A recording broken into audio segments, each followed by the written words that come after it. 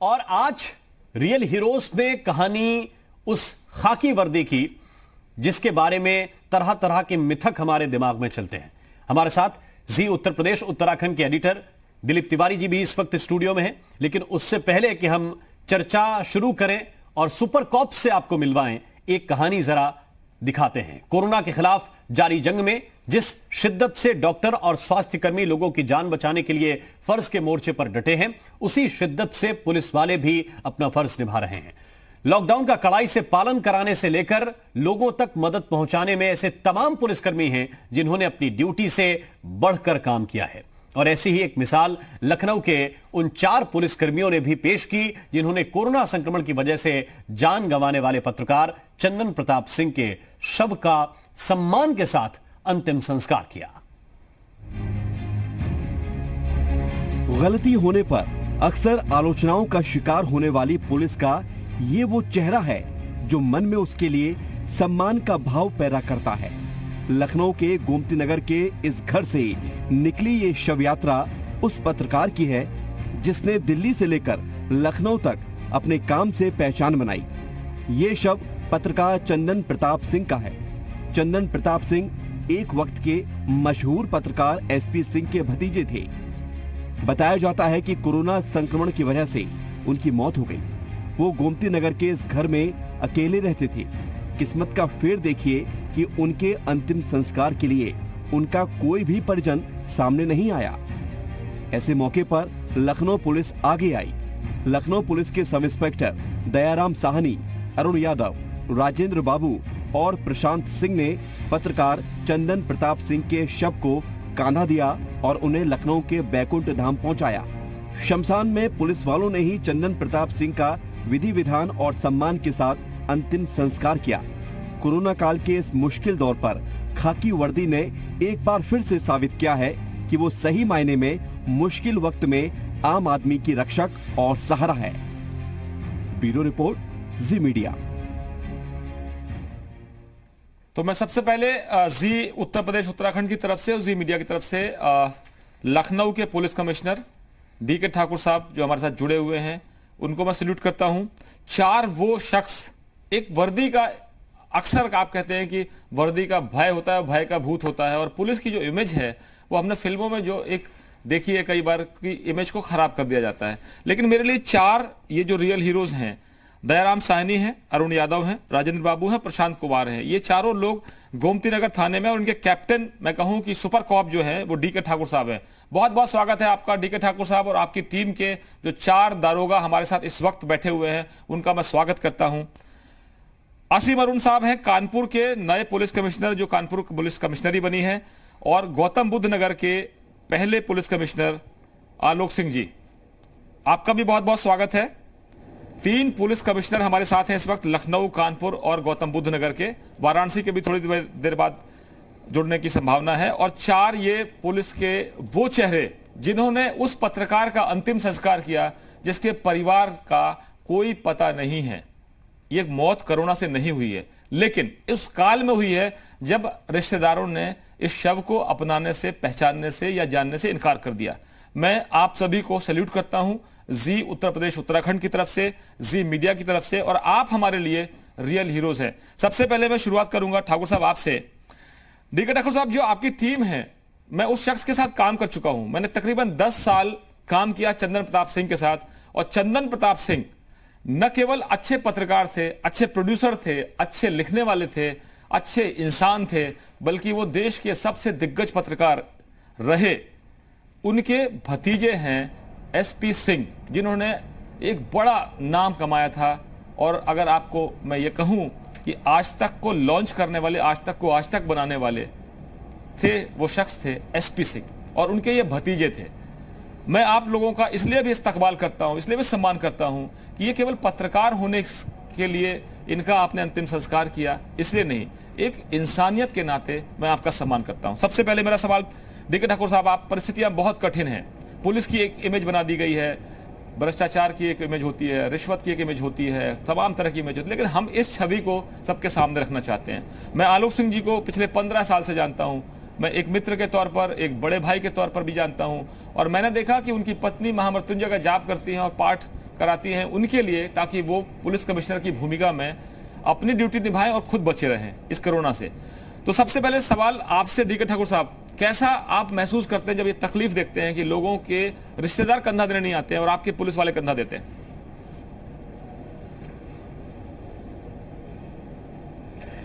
जी, आपने सही कहा, ये बहुत संकट और दुख की घड़ी है, आपदा की घड़ी है।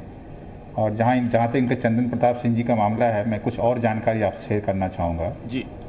जब चंदन प्रताप सिंह की असामयिक मृत्यु की जानकारी हमारे गोमती नगर थाने को मिली थी, प्रभारी निरीक्षक को मिली थी, तो वहाँ जो मोबाइल नंबर, दूरभाष नंबर संपर्क के मिले थे, उनके माध्यम से उन्होंने कुछ पश्चिम बंगाल में उनके रिश्तेदार थे उनको खबर किया था और लोगों को भी खबर किया था।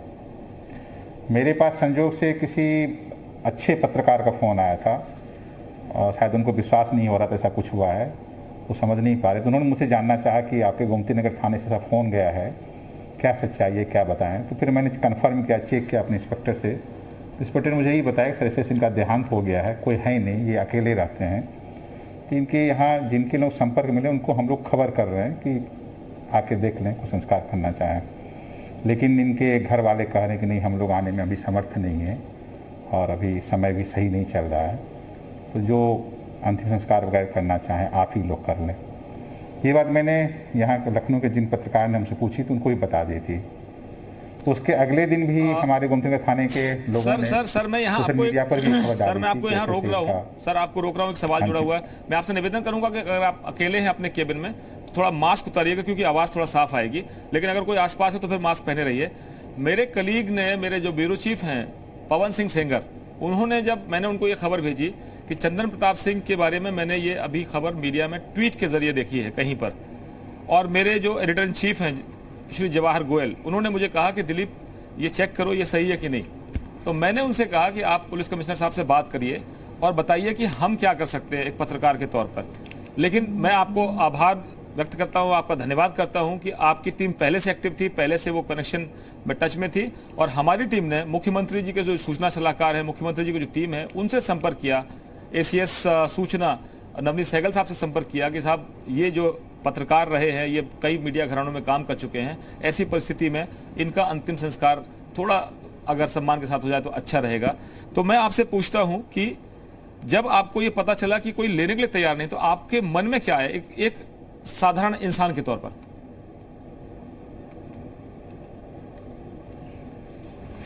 मन में काफ़ी संवेदना और दुख की अनुभूति हुई, क्योंकि मैं यही बताना चाहूँगा, ये तो अभी गोमती नगर के पुलिस वालों ने हमसे किया था। इसके 2 दिन पहले भी कुछ इसी तरह का वाक्य हमारे सामने आया था, वो तो इससे ज़्यादा दुखद था।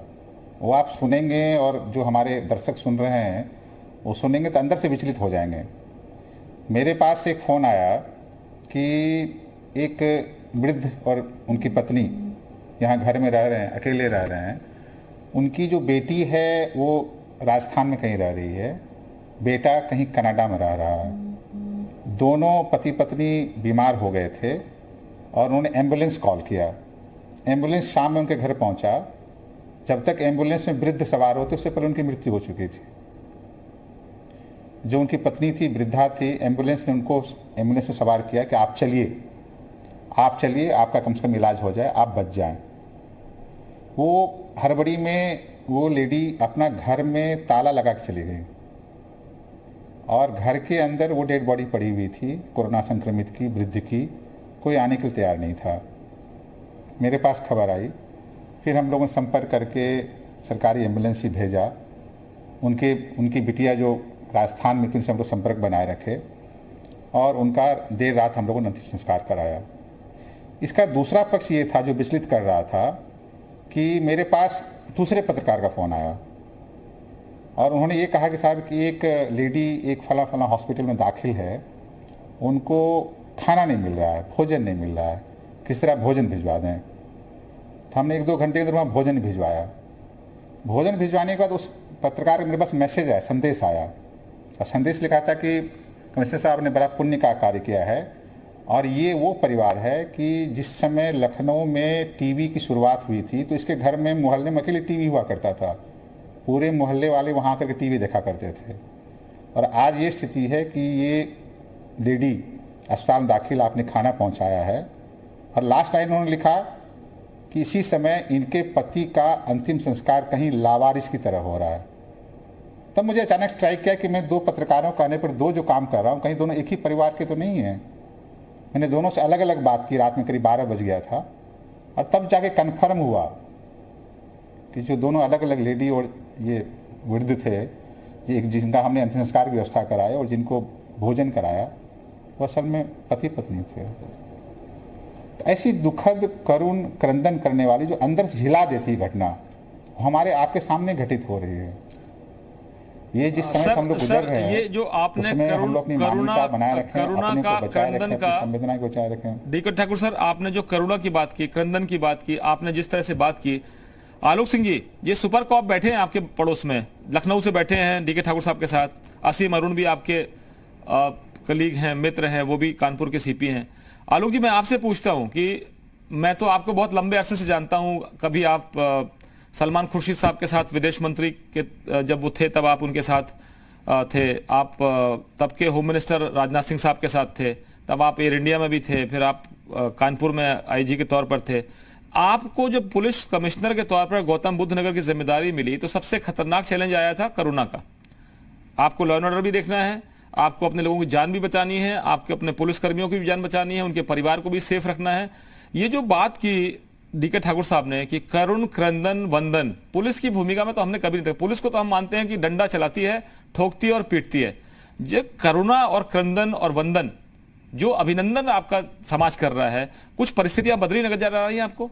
ये चार जो है मेरे लिए हीरो हैं, जो आपके डिपार्टमेंट के लोग हैं, और भी हीरो हैं जिनको हम सामने लेकर आएंगे, लेकिन हमने इनको चुना इसलिए क्योंकि हमारे सामने ये तस्वीरें देख के हृदय से मतलब हम विचलित हुए कि पत्रकार हो, पुलिस वाले हो या और भी लोग हो, वो जान दे रहे हैं, जान गंवा रहे हैं। मैं आपसे पूछना चाहता हूं कि आप किस तरह का चैलेंज फेस कर रहे हैं?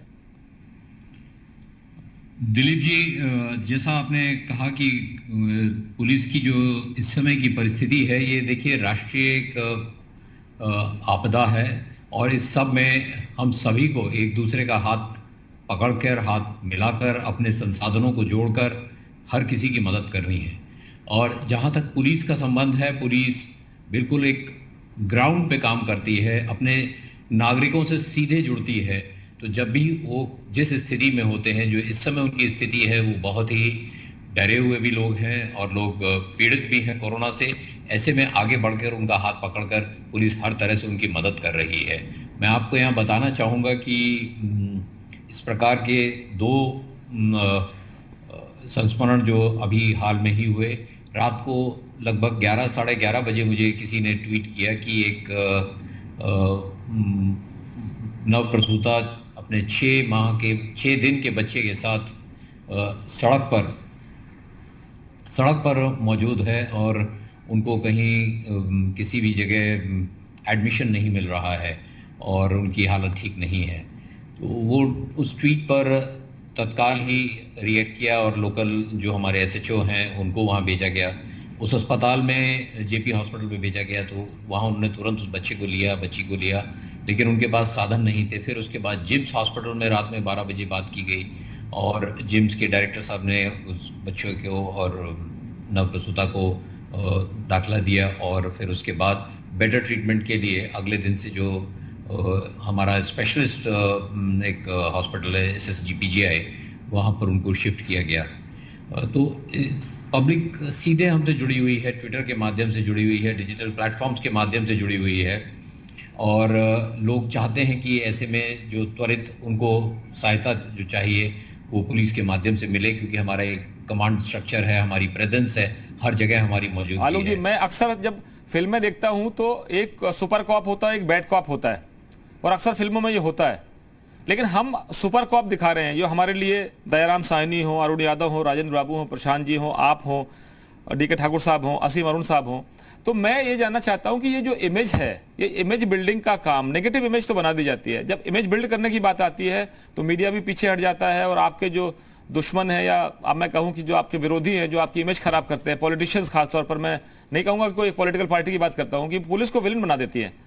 तो ये जो चिंता है वो आपके दिमाग में नहीं आती कि हम दिन रात लगे 24 घंटे जान दे रहे हैं, हमारे लोग, आपकी फोर्स के लोग मारे गए, पत्रकार जो है वो कोरोना में, कल भी हमने अपने एक साथी को खोया, वो जो आज तक में चले गए, रोहित सरदाना, हमने 13.5 साल साथ काम किया, इसी तरह से स्टूडियो में एंकरिंग और रिपोर्टिंग करते रहे। हमने भी अपना साथी खोया, इसी कोरोना में खोया। मैं आपसे जानना चाहता हूँ, कई बार तकलीफ नहीं होती कि हमको कोई सुपर कॉप नहीं कहता, हमको कोई रियल हीरो नहीं कहता, ये फिल्मों के जो हीरो हैं जो बिना मतलब के स्टार लगा के घूमते हैं और पता नहीं क्या क्या करते हैं, असली हीरो तो आप लोग हैं, आपकी टीम है। दिलीप जी, वो जो फिल्म की लाइफ है वो एक वर्चुअल लाइफ है, हम लोग एक रियल लाइफ में जी रहे हैं। और जो इस तरह के कार्य के बाद जो सेटिस्फेक्शन होता है वो किसी टैग का मोहताज नहीं है कि कोई उसमें टैगिंग हो तभी वो कार्य किया जाए। ये जो अभिव्यक्ति है, ये जो कार्य करने की जो संस्कृति है, ये अपने आप अंदर से इसकी ऊर्जा मिलती है इसको करने के लिए। हाँ, ये अवश्य है कि एक बार को मन में भय होता है, चाहे वो सामने से चलने वाली गोली का हो या वायरस का हो, लेकिन उसका इंतज़ाम करके उसके लिए अपने आप को प्रोटेक्ट करके हमारी टीम्स ये कार्य बहुत तत्परता से कर रहे हैं। मैं आपको यहाँ ये भी बताना चाहूँगा कि प्लाज्मा ट्रीटमेंट जो है वो एक बहुत बड़ा रिक्वायरमेंट है। जो कुछ ऐसे हमारे पेशेंट्स हैं जिनको आवश्यकता होती है, तो नोएडा पुलिस ने एक अपना प्लाज्मा बैंक यहाँ पे शुरू किया और आज ये स्थिति है कि उस प्लाज्मा बैंक में बहुत बड़ी संख्या में न केवल पुलिसकर्मी बल्कि पत्रकार, सामाजिक संगठन सब बढ़ चढ़ के उसमें हिस्सा ले रहे हैं। जैसा मैंने शुरू में कहा, ये राष्ट्रीय विपदा है, इसमें हम सबको एक दूसरे का हाथ पकड़कर आगे बढ़ना है। जी आलोक जी, इसलिए हमने इस कार्यक्रम का नाम दिया है द रियल हीरोज। आपने कहा कि वर्चुअल लाइफ है, रियल लाइफ से बाहर निकल के। मेरे साथ असीम अरुण साहब भी जुड़े हैं। असीम संभावनाएं हैं अरुण साहब, मैं ऐसा कहूंगा कि असीम संभावनाएं अच्छे लोगों के लिए। समाज में जो अच्छे लोग हैं, आप जैसे भी लोग हैं, सुपर कॉप्स हैं, आपके साथी लोग हैं, दयाराम साहनी, अरुण यादव, राजेंद्र बाबू, प्रशांत कुमार, ये हमारे लिए रियल हीरो है। तो हमने इस कार्यक्रम का नाम दिया है द रियल हीरोज। हम 72 घंटे तक लगातार ये कार्यक्रम चला रहे हैं और जी मध्य प्रदेश छत्तीसगढ़ में भी चल रहा है, यूपी उत्तराखंड में भी चल रहा है, पंजाब हरियाणा हिमाचल जम्मू कश्मीर में भी चल रहा है और जी सलाम में भी चल रहा है। जी मीडिया के सारे चैनल्स में हम लगभग इसको दिखा रहे हैं। मैं असीम अरुण साहब आपसे जानना चाहता हूं कि जो संभावनाएं होती हैं वो असीम होती है। अक्सर कहा जाता है कि असीम संभावनाएं, आप कैसा देखते हैं कि अब पुलिस का जो फेस है, ये जो ह्यूमन टच है, क्योंकि अक्सर हम विलेन के रूप में खाकी को देखते हैं, कई लोग बदनाम करते हैं, आपदा में अवसर आपके लोग भी तलाशते हैं, हमारे लोग भी तलाशते हैं और समाज का हिस्सा हम हैं सब।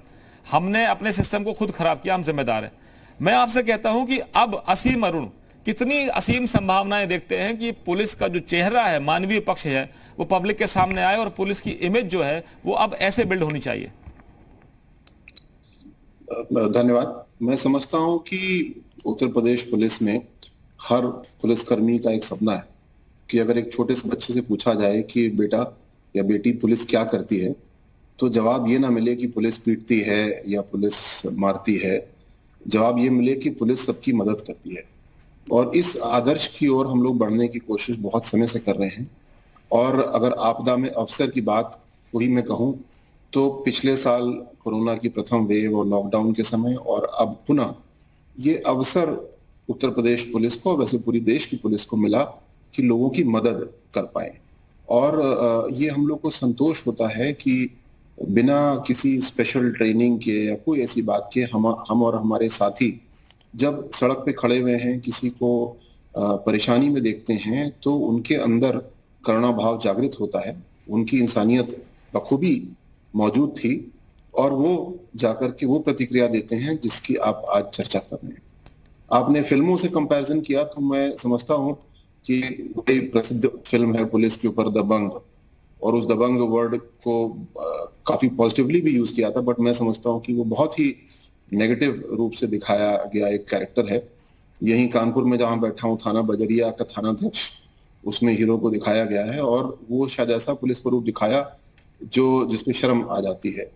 लेकिन अब आप यहाँ देख रहे हैं नोएडा में, लखनऊ में, कानपुर में, तीनों जगहों के लिए ये चीज लागू है कि न सिर्फ इंडिविजुअल एक्ट्स ऑफ काइंडनेस हुई हैं जिसमें कि अंत्येष्टि पुलिसकर्मियों ने की है, बल्कि सिस्टम बनाने की कोशिश की गई है।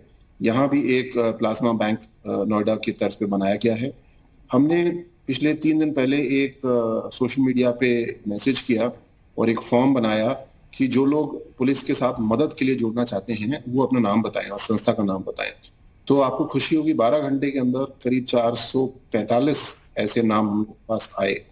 उनको हमने थानावार छांटा और हर थाने को वो हमने सूची लगभग 30 से 40 ऐसे लोग। असीम साहब, आपने जो बात कही है मैं आपके साथ फिर जुड़ रहा हूं और एक छोटा सा ब्रेक लेना पड़ेगा। दयाराम साहनी साहब, अरुण यादव साहब, राजेंद्र बाबू साहब, प्रशांत कुमार जी से एक एक सवाल लेंगे। एक छोटा सा ब्रेक लेना पड़ेगा। और असीम साहब, जो आपने कहा, आलोक जी भी बैठे हुए हैं, डीके ठाकुर साहब बैठे हुए हैं, हम आपको जी मीडिया की तरफ से ये ऑफर कर रहे हैं कि कुछ लोग आपकी मदद, चाहे वो कानपुर हो, चाहे वो लखनऊ हो, चाहे नोएडा हो, कुछ लोग जो ट्रीटमेंट करते हैं या जो टेस्टिंग करते हैं, जो लैब्स हैं, वो हमारे संपर्क में आए हैं इसी कार्यक्रम को देखने के बाद। और उन्होंने कहा कि हम पुलिस के साथ मिलकर वो फैसिलिटीज डेवलप करना चाहते हैं। जो नीडी लोग हैं उनको फ्री में करेंगे, जो जिनकी पेइंग कैपेसिटी है वो थोड़ा बहुत पैसा देते हैं तो हमारा खर्चा निकल जाएगा। वो इसको प्रॉफिट और लॉस के हिसाब से नहीं देख रहे हैं, बल्कि वो देख रहे हैं कि हम फ्री में लोगों की सेवा करेंगे, हम पैसा लगाएंगे और मैं वो कोशिश करूंगा कि वो आप लोगों तक वो टीम पहुंच जाए और वो अपनी फैसिलिटीज को वहां पर स्थापित कर लें। एक छोटा सा ब्रेक लेते हैं, जल्द लौटते हैं। और ये 4 सुपर हीरो हमारे बैठे हुए हैं और 3 सुपर कॉप, इनके बॉसेस जो हैं, इनके जो कैप्टन्स हैं, क्योंकि कैप्टन के लीडरशिप में ये खेल पाते हैं। आजादी मिलती है तो ही अच्छा टीम खेलती है।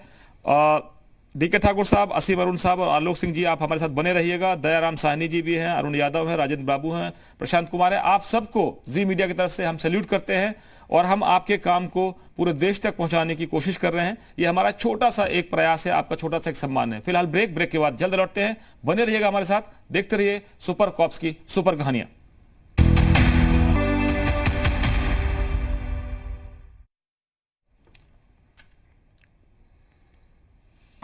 नमस्कार, एक बार फिर आपका स्वागत है। हमारे साथ आलोक सिंह जी कमिश्नर गौतम बुद्ध नगर जुड़े हुए हैं, डीके ठाकुर साहब जुड़े हुए हैं, असीम अरुण साहब को आवश्यक काम से निकलना पड़ रहा है, हम उनका धन्यवाद करते हैं। दयाराम साहनी, अरुण यादव, राजेंद्र बाबू, प्रशांत कुमार, गोमती नगर थाने के ये 4 वो शख्स, 4 वो चेहरे जिन्होंने एक लावारिश पत्रकार की लाश का अंतिम संस्कार किया क्योंकि कोई परिवार का हिस्सा नहीं था। मैं सबसे पहले अरुण यादव जी, राजेंद्र बाबू और प्रशांत कुमार जी, दयाराम साहनी जी, आपसे ये सवाल पूछना चाहता हूं कि जब ऐसा मंजर आप देखते हैं तो आपका दिल रोता है?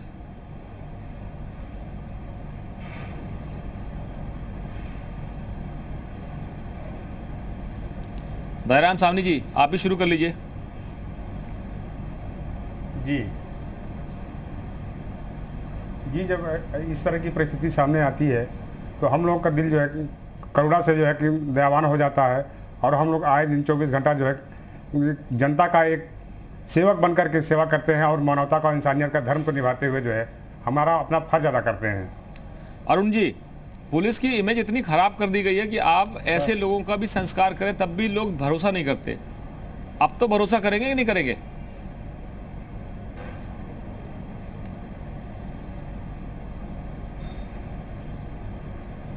नहीं, ऐसी कोई बात नहीं है। हम लोग अपने केवल फर्ज का निर्वहन करते हैं और ये जनता पर निर्भर करती है कि वो क्या करते हैं क्या नहीं करते हैं।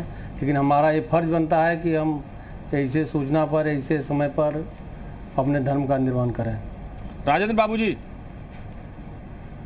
आपके साथ 2 पुलिस कमिश्नर हैं जो आपके बॉसेस हैं। जब आप ऐसे लोगों की मदद करते हैं, कॉल जो होती है ड्यूटी की वो रात बिरात कभी भी आ जाती है और एक विषम परिस्थितियों में जब परिवार ने साथ छोड़ दिया, समाज ने साथ छोड़ दिया, तो ये खाकी वर्दी है जो वहां जाकर खड़ी हुई है।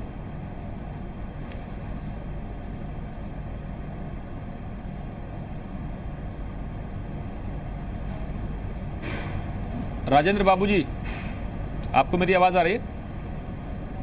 सर जी, आपसे मेरा सवाल है कि खाकी वर्दी वहां खड़ी है जहां परिवार ने साथ छोड़ दिया, समाज ने साथ छोड़ दिया, सिस्टम ने साथ छोड़ दिया, वहां खाकी वर्दी काम आ रही है। अब तो लोगों की नज़र में कुछ बदलाव होना चाहिए, नजर इनायत कुछ अच्छा हो। बिल्कुल होना चाहिए सर, बिल्कुल होना चाहिए सर। आपको तब बुरा नहीं लगता कि जब आपकी इमेज जो है टीवी चैनलों में, अखबारों में या मीडिया में या फिल्मों में जब इमेज खराब दिखाई जाती है पुलिस की, हमेशा उसको एक नेगेटिव इमेज बिल्ड कर दी जाती है, तो आपको बुरा नहीं लगता? सर बुरा लगता है।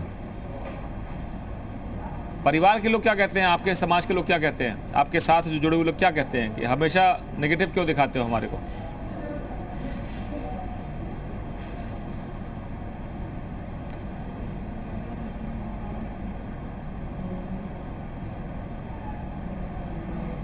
आपके पास शब्द कम है या मेरी आवाज नहीं आ रही है? सर आवाज़ स्लो आ रही सर। चलिए मैं आपके पास प्रशांत जी आपको आवाज आ रही है? आप अगर आवाज आ रही तो आप अकेले बैठे तो मास्क हटाइएगा जरा, आपका चेहरा भी देखना चाहते हैं, वो जनता देखना चाहती है कि सुपर हीरोज कौन है, हमारे रियल हीरोज कौन है, द रियल हीरोज, फिल्म के नहीं, आप रियल लाइफ के नहीं, आप रियल लाइफ के हीरो है। मास्क हटा दीजिएगा, आपके बॉसेस भी सामने बैठे हैं, उनकी इजाजत है आपको मास्क हटाने के लिए। प्रशांत जी, जब आप ऐसी कॉल में जाते हैं तो घर वाले कुछ कहते नहीं कि आप क्यों जा रहे हैं? जिनके परिवार ने साथ जोड़ दिया, आप लोग क्यों जा रहे हैं? फर्ज तो वर्दी तो आपने पहनी है समाज के लिए, लेकिन वही समाज तो है जो आपको विलेन कहता कई बार। जी सर, घर वाले तो कहते हैं, लेकिन फिर भी ये हमारा कर्तव्य है सर कि हम लोगों की मदद करें। तो सर इसके लिए हम हमेशा तत्पर रहते हैं और लगातार प्रयास है कि सर लोगों की जो भी मदद हो सके वो पूरी की जाए। राजेंद्र बाबू जी, अगर आवाज आपको बुलंद आ रही है नोएडा से, तो आपसे मैं पूछता हूं कि जो आपकी छाती है, 56 इंच का सीना है आपका, वर्दी जो है सितारे लगे हुए हैं, तो गर्व से भर जाते हो कि आपके घर वाले की, जब जिसका साथ समाज ने छोड़ दिया, जिसका समाज सिस्टम ने साथ छोड़ दिया, उसको राजेंद्र बाबू, प्रशांत कुमार, अरुण यादव, दयाराम साहनी और आलोक जी की और डीके ठाकुर साहब की टीम ले जाके अंतिम संस्कार करा रही है और स्वर्ग में भेज रही है। जी सर, ये हम लोगों का कर्तव्य है और हम लोग इन सब चीज़ों को बिना चिंता किए हुए अपनी ड्यूटी का निर्वहन करते हैं। चलिए आप बने रहिए हमारे साथ। डीके ठाकुर साहब, आपकी टीम में ऐसे सेनापति हैं, ऐसे खिलाड़ी हैं जो फ्रंट फुट पर खेलते हैं, चाहे वो कोरोना हो, चाहे वो आपात स्थितियां हो, चाहे वो दुश्मन की गोली से निपटना हो, चाहे माफिया से निपटना हो, चाहे अपराधियों से निपटना हो, या बड़े बड़े जो गैंगस्टर हैं उनसे निपटना हो, और कोरोना जैसा अदृश्य शत्रु।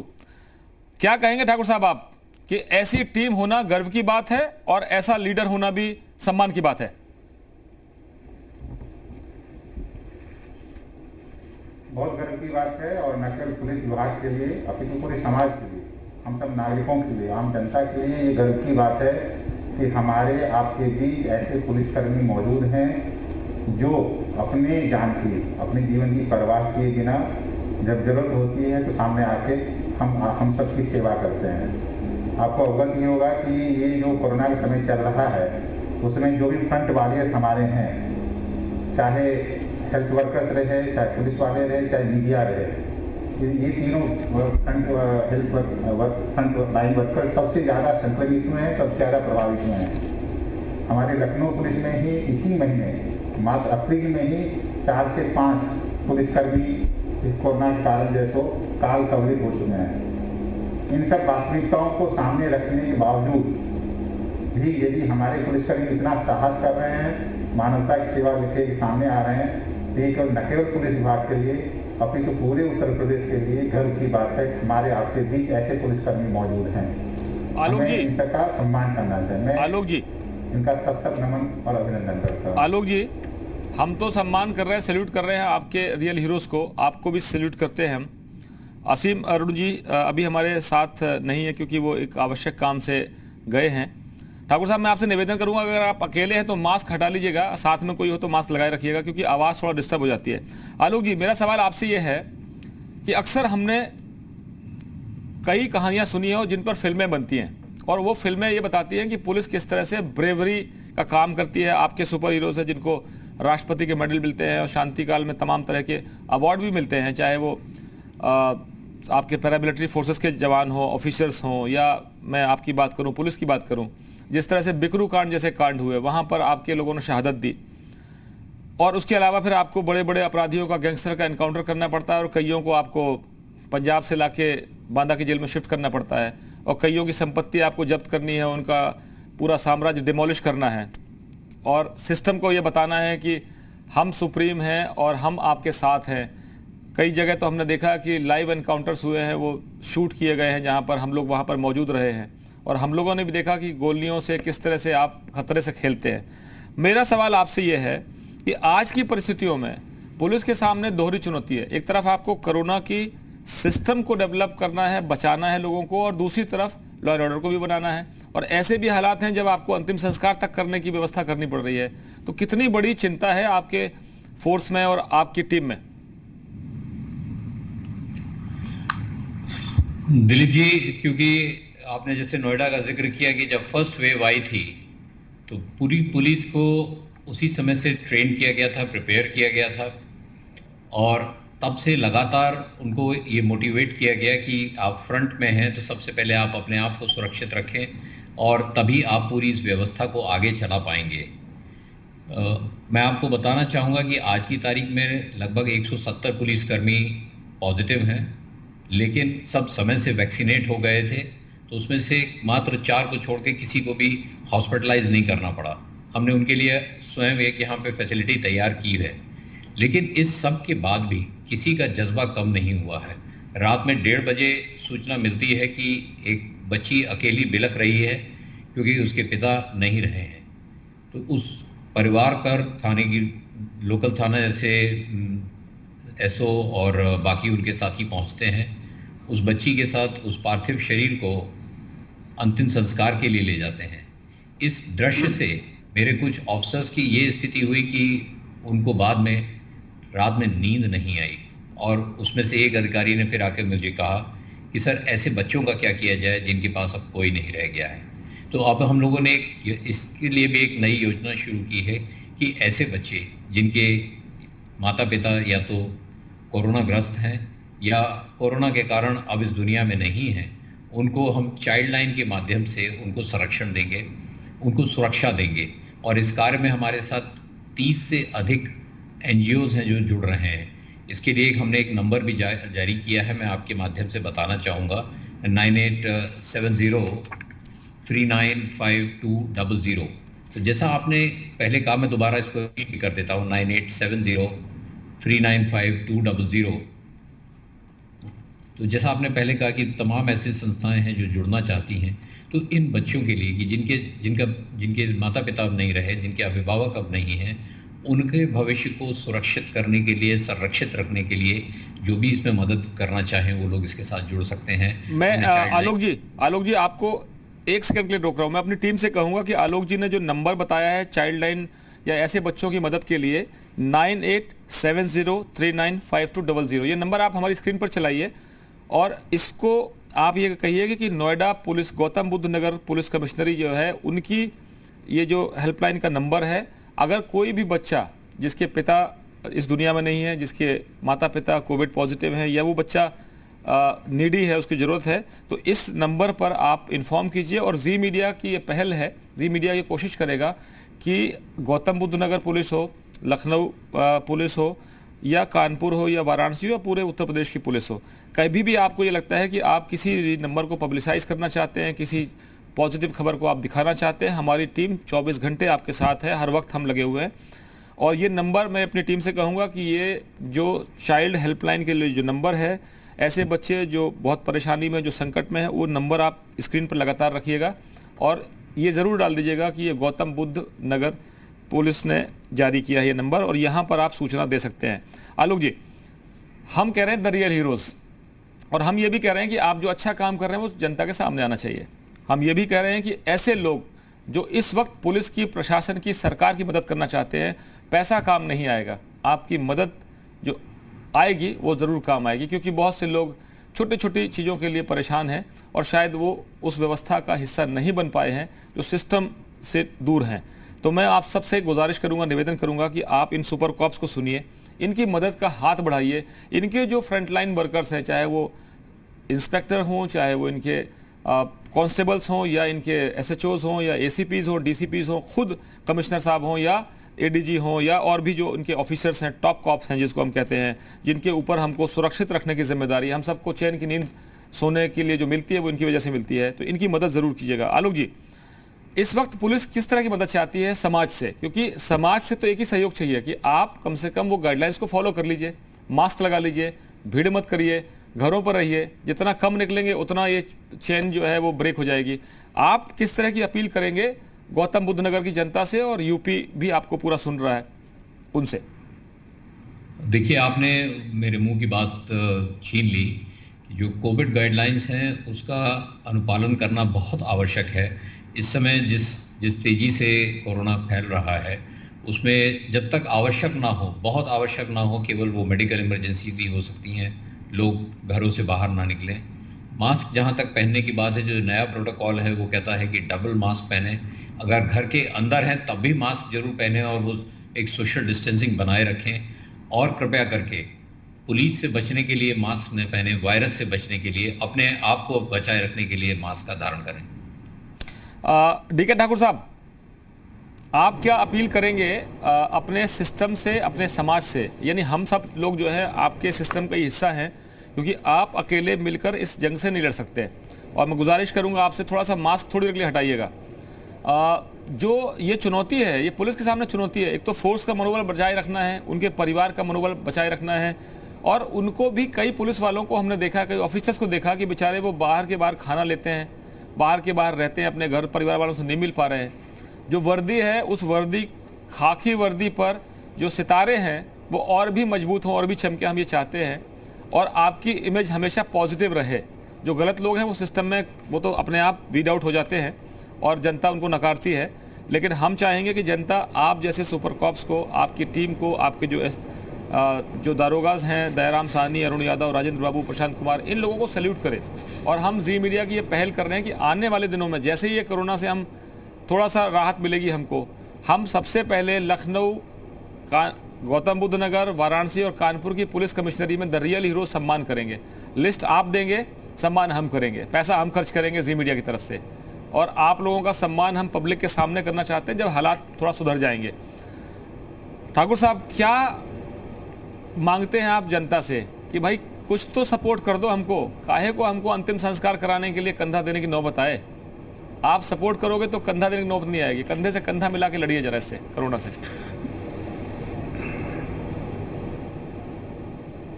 देखिए, जैसे हमारे कलीग सीपी नोएडा ने बताया है, हमारे लिए सबसे पहले ज़रूरी है कि जो आम जनता है, चाहे लखनऊ की हो, चाहे नोएडा की हो, चाहे पूरी यूपी की हो, पूरा कोविड एप्रोप्रिएट बिहेवियर रखना है। चाहे मास्क लगाना हो, सैनिटाइजर यूज करना हो, सोशल डिस्टेंसिंग का पालन करना हो, सबको करना होगा। तो ये जो कोरोना का दूसरा संक्रमण आया है, संक्रमण का दूसरा दौर आया है, सेकेंड वेव हम लोग कह रहे हैं, ये वेव हम सब देख रहे हैं ज़्यादा घातक होकर आया है। इसमें जो संख्या बड़ी बड़ी तेज़ी से बढ़ रही है। लखनऊ तो पूरे उत्तर प्रदेश में टॉप पर बना ही हुआ है। राहत की बात है कि पिछले 4-5 दिनों से यहाँ जितने लोग संक्रमित हो रहे हैं, उससे ज़्यादा लोग संक्रमण मुक्त होते जा रहे हैं। लेकिन अभी भी हम लोग जैसो फाइनल राहत नहीं ले सकते हैं। इसलिए ये संक्रमण का दौर नहीं बढ़े, संक्रमण का दौर घटता जाए, इस संक्रमण से हम लोग मुक्ति पा सकें, इसमें हमें पुलिस विभाग हो, प्रशासन हो, स्वास्थ्य विभाग हो, नगर निगम हो, ये अकेले इस काम को संपादित नहीं कर सकता। हमें जनता का पूरा सहयोग चाहिए। यदि माननीय मुख्यमंत्री के निर्देश पर, उत्तर प्रदेश शासन के निर्देश पर शुक्रवार की रात 8 बजे से मंगलवार की प्रातः 7 बजे तक कोरोना कर्फ्यू है, हम आम जनता से उम्मीद करते हैं कि इसमें हमारा साथ दे। अनावश्यक बाहर ना निकले, अनावश्यक बाहर निकलकर अपने जान को, अपने परिवार की जान को, अपने समाज को खतरे में ना डाले। पहले यदि हम लोग ये सुनिश्चित कर लें, ये हमारी बड़ी जीत होगी। चाहे जितने भी वैज्ञानिक हों, जितने भी स्वास्थ्य सलाहकार हों, सब ने यही कहा है कि इससे बचने का ही तरीका है prevention. Prevention is the best policy. तो हम तो आज के डेट में आम जनता से ही चाहते हैं।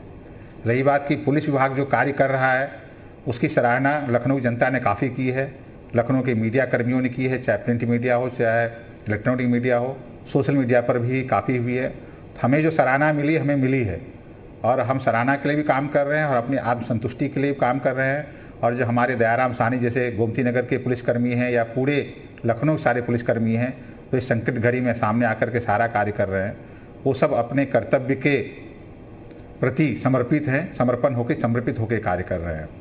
तो मेरा तो आम जनता से यही अनुरोध है कि इस संकट की घड़ी में कोविड एप्रोप्रिएट बिहेवियर अपनाएं और हमारी, आपकी, सबकी जान बचाएं। चलिए, इस कार्यक्रम को खत्म करने से पहले दयाराम साहनी, अरुण यादव, राजेंद्र बाबू, प्रशांत कुमार, एक एक लाइन आपकी जनता के लिए मैसेज, समाज के लिए, सिस्टम के लिए मैसेज कि साहब मेरी वर्दी में कहीं दाग नहीं है, मैं भी आप ही की तरह इंसान हूँ, मेरी वर्दी में सितारे जो लगे हैं वो आपके लिए चमक रहे हैं। तो एक एक अपील आप जनता से कर लीजिए और जनता से बोलिए कि मेरी इमेज जरा जो है ना, वो पुरानी वाली इमेज, जो चुलबुल पांडे टाइप इमेज है, दबंग टाइप इमेज है या नेगेटिव इमेज है, उसको थोड़ा दूर रखिएगा। दयाराम साहनी, अरुण यादव, राजेंद्र बाबू, प्रशांत कुमार की इमेज को जरा देख लीजिएगा जरा ढंग से कि ये लोग हैं सुपर कॉप, और उनके जो बॉसेस हैं, आलोक सिंह जी, असीम अरुण साहब हमारे साथ अभी जुड़े नहीं हैं, डीके ठाकुर साहब, और सतीश गणेश साहब भी जुड़ने वाले थे, लेकिन कुछ पारिवारिक परिस्थितियां ऐसी हैं कि वो नहीं जुड़ पाए। तो आप लोग एक एक लाइन अपनी बात रख लीजिए और उसके बाद हम आपका धन्यवाद करेंगे, आपको सैल्यूट करेंगे। सबसे चलो शुरुआत करते हैं दयाराम साहनी साहब से। जी, मेरी जनता से यही अपील है, कोरोना काल में जो गाइडलाइन जारी हुआ है उसका अच्छा सा पालन करें और उसमें हम लोगों का सहयोग करें, सोशल डिस्टेंसिंग का पालन करें, सैनिटाइजर का प्रयोग करें, हाथ धुलें और जो भी नियम कानून बने हैं उनका पालन करके हम लोग का सहयोग करें और अपने बचें और अपने परिवार को बचाएं और समाज को बचाएं। अरुण यादव जी, जनता से अपील है। अरुण यादव जी, जी कुछ तो सोच बदलनी चाहिए समाज सर, की। जनता से यही अपील है, समाज की सोच बदलनी चाहिए पुलिस के लिए। जरूर बदलनी चाहिए सर। जी सर, जरूर बदलनी चाहिए। हम लोग तो यही कोशिश कर रहे हैं और उनसे आग्रह भी कर रहे हैं कि ये ज़्यादा से जब भी बाहर निकलें मास्क लगाएं, हो सके तो डबल मास्क लगाएं, कम निकलें, बहुत आवश्यक हो तब निकलें। जनता से हम लोग यही अपील है। राजन बाबू जी। सर, मैं आम जनता से अपील करता हूं कि इस महामारी और कोविड-19 की महामारी को देखते हुए बाहर न निकलें। जब बाहर निकलें तो मास्क लगा के निकलें, बिना आवश्यक कार्य के बाहर न निकलें और प्रशांत जी सैनिटाइजर का प्रयोग करें। प्रशांत जी, सबसे युवा आप ही दिख रहे हैं मुझे, सबसे युवा आप ही दिख रहे हैं इनमें। मेरी जनता से सबसे युवा आप ही लग रहे हैं। जी सर। जी, क्या कहेंगे? जी सर, मेरी जनता से यही अपील है कि सर सभी लोग मिलकर इतना काम कर रहे हैं तो प्लीज़ प्लीज़ प्लीज़ सभी लोग सभी की मदद करें और मास्क पहनकर जब भी निकलना हो तो निकले और बहुत ज़रूरत हो तो ही बाहर निकले, वरना ना निकले। आलोक जी, क्लोजिंग आपके साथ करूंगा। Golden words from super cop. Vaccination से इस लड़ाई को जीता जा सकता है। वैक्सीन का सदुपयोग करें और जहां भी जब भी संभव हो सके ज़्यादा से ज़्यादा लोग अपने आप को वैक्सीनेट कराएं। Thank you so much. DK Thakur साहब, 2 शब्द आखिर में।